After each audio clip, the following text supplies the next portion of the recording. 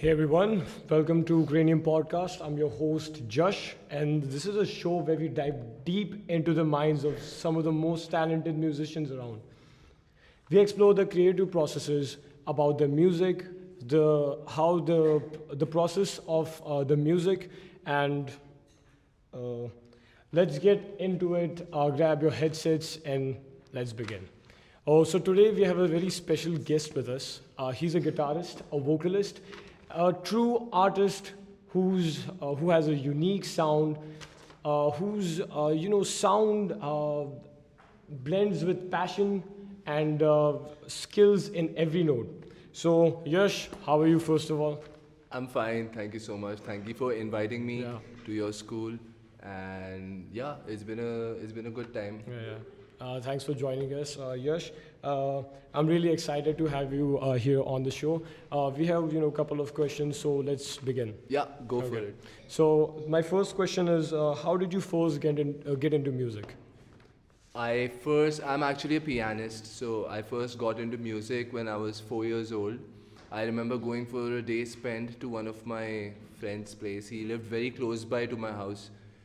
My friend Sehaj, and I went for a day spent to his house. My mom dropped me, and there he was taking a piano lesson. And it just sounded so beautiful that I was extremely attracted to the sound of the piano. And then I went back home and I asked my mom, literally begged my mom at the age of 4 to teach me or get me a tutor to play and learn the piano. So So, yeah, and that was like 26 years ago. so how long are you like into music? Like It's 26 years. 26 years ago. Yeah. Okay. So my second question is, like, can you tell us some more about your music, music background and what, led you to continue and pursue it as a career? Yeah, so since music, I befriended music at a very young age, at the age of 4. So, explained to the kids in my class, like music never makes you feel alone. I've traveled to so many places, but music was always that friend to me that made me feel, comforted. So my relationship with music was pretty much from the get-go, and I'm a pianist first, and I've been trained in classical piano, and that's what I really, really love to do. But then over the years, I also made a lot of friends in music, and we formed bands, and we played rock music together. I still play in a band called Rivermind where I play Yeah. rock music, and with my friends Prashant and Sarthak. And I'm also a DJ, and I also produce electronic music, dance music. So like, do you do live performances as I well? do live performances as well. Yeah. So I'm a recording artist, performer, and producer. Okay. Yeah, by definition, if you want to say that, I would just like to call myself as an artist because after one point of time, you pick up any instrument, you will start, diversifying and trying to study different styles, different instruments, etc. It's a never-ending journey. It's like an ocean of stars. Okay, so my third question is, how do you approach writing lyrics? Like, do you start with music or the lyrics first? For me, the music comes first. I mean, I write, but I don't write that much. So, and ever since I've been performing with my friend Prashant, he's the main writer. So, all my thought processes and my compositions have been extremely driven towards him writing the music. But for me, the music always comes first, and my style is mostly character driven. So, I would think about a character and make up a story, make it more cinematic in my mind, and basically all comes first as a vision. So in my mind it'll come like a movie or a movie scene or something that would intrigue me, and then I would think that okay, how would that sound, so that's like kind of my. I can give you an example. For example, if I want to make a crazy guitar riff, then and something that's really like driving the pulse, and the tempo is also fast. So in my mind, I would imagine how it would feel like if a SUV rammed into a warehouse and broke the gates open and just like skidded. I'll think of all these things that are extremely non-musical. So a lot of music comes from the non-musical aspect of life as well. So yep.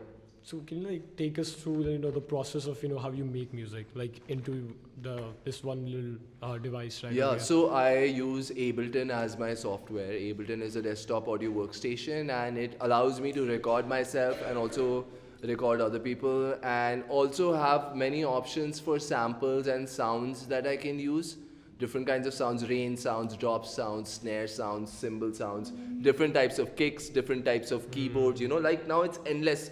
The options that you have are endless, but then because of that endless options and opportunities, it's very easy to get lost. Yeah, it's very So confusing. Yeah. intention to create art, like you need to have some kind of intention. Like, why am I doing this? Why am I writing this song? Why am I spending 3 hours or 4 hours or all the time just writing this music or making this painting or writing this script? There has to be intention behind what you do. If it is without intention, it will not have the impact. So my first thing is to set an intention that okay, I'm trying to write something now. I'm feeling something. I'll become aware of what I'm feeling. It's very difficult to pinpoint like what you are really feeling because feelings are so confusing, right? For everybody. For teenagers, they are confusing, but even as you grow older, they are very confusing. So getting into yourself and understanding that okay, I feel like this right now. I feel happy. I feel sad. I feel lonely. Whatever it is, and then you start doing what you're best at to express it. Be it writing, be it just strumming the guitar, be it playing the drums, and like hashing it out like that. Whatever comes first, that's the first step. And then you set an intention that okay with this song, I want to say this. And that intention gives you the drive. It gives you that intention might just tell you the chord. Like if I want to write a sad song, I'll use like sad chords, like Yeah, like- minor chords, yeah.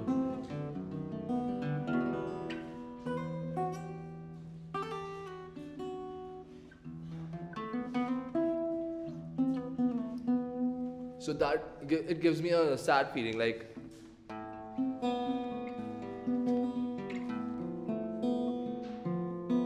if I want to write something happy, I'll use more happy combination of notes and chords. So like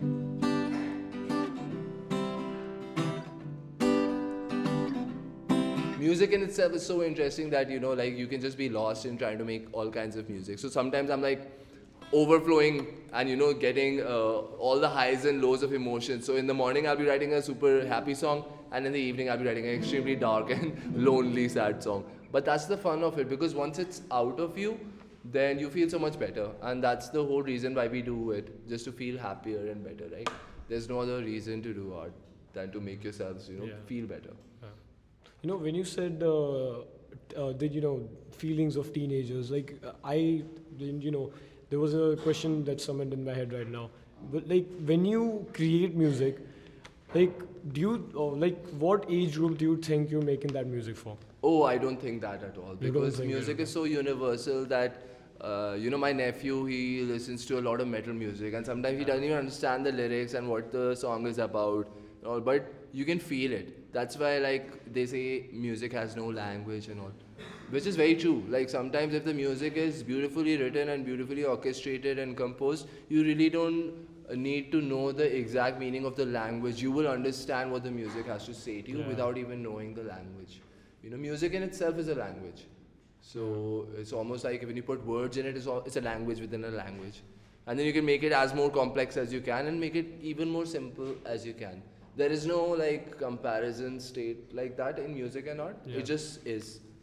So like being there where you just express without keeping that judgment in that I'm making this for kids, or yeah, of course when you have to work more professionally and on a timeline, like if I was a jingle writer, like if I wrote nursery rhymes for kids, then I would just write nursery rhymes Yeah, for yeah, kids, yeah. right? Yeah. But I'm not that, so I might write a nice nursery rhyme if I feel like writing it, and I might write a symphony for an orchestra if I feel like it. So I mean the spectrum is too large, but it doesn't matter. You can some people just write jingles and they're extremely good at it, and it's an amazing job. Some people just sit behind the producer's desk and produce. Some people are just session players. They will just play music in your song. Some people are just singers. Some people do everything. So it's like what fits you the best, what you like most. Yeah. So lastly, what's your ultimate goal or a message? As a musician. My ultimate goal as a musician is to make people feel at home and make people feel that they are one with everything, and that everything is one. And yeah, that's my goal. Okay. Maybe even I don't understand what that truly means, but in my journey, maybe I'll actually understand what gravity that holds. Yeah. Okay, so all right, that's a wrap for today.